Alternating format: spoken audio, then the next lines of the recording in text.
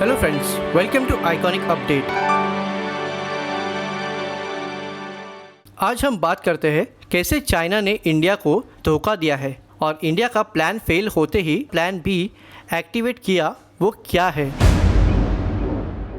कहते हैं Chinese goods का कोई भरोसा नहीं किया जा सकता, चले तो चांद तक वरना रात तक। चाइनीज़ वस्तुएं भरोसे के लायक नहीं होती, ये बात साबित हो गई है। कैसे, जानने के लिए ये वीडियो एंड तक ज़रूर देखिए और देश और दुनिया की खबरें जानने के लिए हमारे चैनल को सब्सक्राइब करें।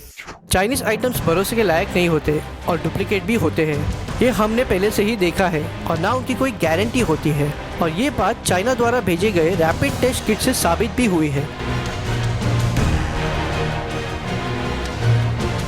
भारत ने कोरोना से निपटने के लिए चाइना से 47 लाख किट्स की मांग की थी, जो चाइना ने सप्लाई करते करते बहुत देरी कर दी और सप्लाई भी सिर्फ 5 लाख किट्स ही किए, लेकिन वो भी डुप्लीकेट निकले। उन टेस्टिंग किट्स से सही टेस्टिंग नहीं हो पा रही थी। इसका अंदाज़ा जो नॉर्मल कोरोना टेस्ट इंडिया में फॉलो किया जा रहा है, उसमें पाए गए कुछ पॉजिटिव केसेस को भी इन रैपिड टेस्ट किट में नेगेटिव बताया जा रहा था।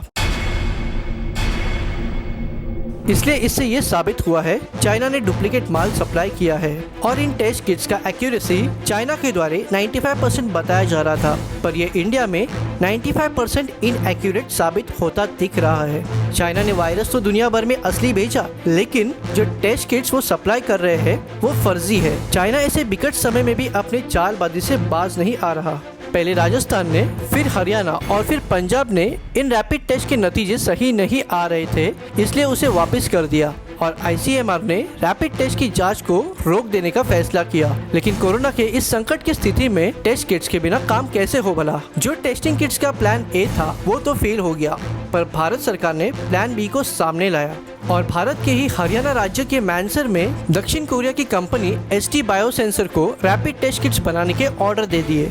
इस कंपनी में चाइना किट्स की तुलना में ज़्यादा विश्वसनीय और ज़्यादा सस्ती किट्स बन रही है। मानेसर की इस कंपनी में रैपिड टेस्टिंग किट्स का बड़े पैमाने में प्रोडक्शन शुरू कर दिया है और अब भारत में ये किट्स टेस्टिंग के लिए अवेलेबल भी हो जाएंगे।